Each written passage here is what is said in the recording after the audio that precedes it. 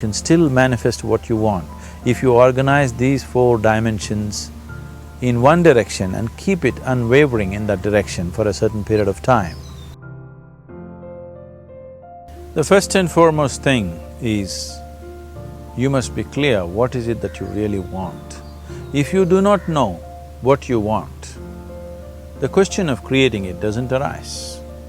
If you want life to happen the way you want it, because right now, the very crux of your happiness and your well-being is this: if at all if you're unhappy, the only and only reason why you're unhappy is life is not happening the way you think it should happen. That's all it is. So if life is not happening the way you think it should happen, you're unhappy. If life happens the way you think it should happen, you are happy. It's as simple as that.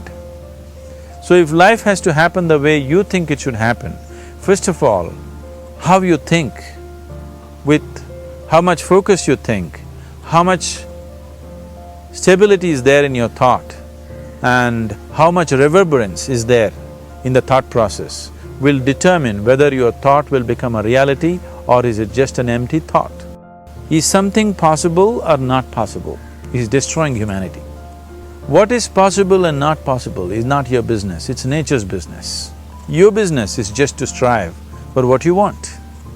Right now you're sitting here, if I ask you two simple questions, I want you to just look at this and answer this. Right now from where you're sitting, can you just fly off? You say no. Right now from where you're sitting, can you get up and walk? You'll say yes. What is the basis of this? Why you say no to flying and yes to walking? Because past experience of life, many times you've gotten up and walked, never did you fly off.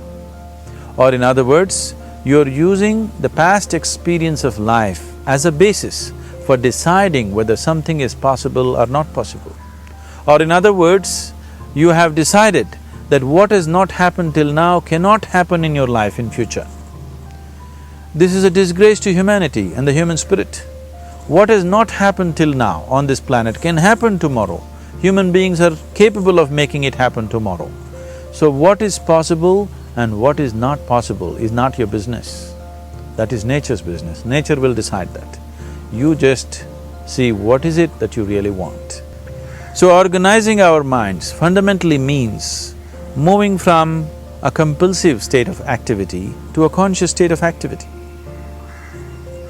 You might have heard of people for whom they asked for something and beyond all expectations it came true for them. Generally this happens to people who are in faith. Now, let's say you want to build a house. If you start thinking, oh, I want to build a house. To build a house I need 50 lakhs, but I have only 50 rupees in my pocket. Not possible, not possible, not possible. The moment you say not possible, you're also saying, I don't want it. So on one level, you're creating a desire that you want something, on another level, you're saying, I don't want it. So in this conflict, it may not happen. If you organize your mind to a certain level of organization, it in turn organizes the whole system. Your body, your emotion, your energies, everything gets organized in that direction. Once all these four dimensions of you, your physical body, your mind, your emotion and the fundamental life energies are organized in one direction, once you're like this, anything that you wish happens without even lifting a little finger actually. It would help to assist it with activity, but even without doing any activity, you can still manifest what you want if you organize these four dimensions in one direction and keep it unwavering in that direction for a certain period of time. Right now the problem with your mind is, every moment it is changing its direction. It is like you want to travel somewhere and every 2 steps if you keep changing your direction, the question of you reaching the destination is very remote unless it happens by chance. So, organizing our minds and in turn organizing the whole system and these four basic dimensions of who you are right now in one direction, if you do this, anything that you wish will happen. But right now, if you look at your lives, everything that you have wished for till now, if it happens, you're finished. Everything and everybody that you have desired for, if all of that lands up in your house today, could you live with that?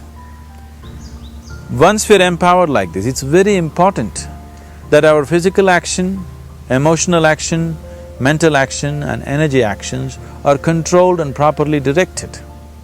If it is not so, we become destructive, self-destructive. So all that you need to do is commit yourself to creating it, to create a peaceful, joyful and loving world, both for yourself and everybody around you. Every day in the morning, if you start your day with this simple thought in your mind, that today, wherever I go, I will create a peaceful, loving and joyful world. If you fall down 100 times in the day, what does it matter? For a committed man, there is no such thing as failure. If you fall down 100 times, 100 lessons to be learnt. If you commit yourself like this to creating what you really care for, now your mind gets organized.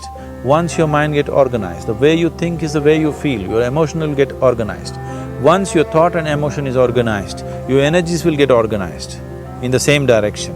Once your thought, emotion and energies are organized, your very body will get organized. Once all these four are organized in one direction, your ability to create and manifest what you want is phenomenal. You are the creator in many ways. That which is the source of creation is functioning within you every moment of your life. It is just that, have you kept access to that dimension or not?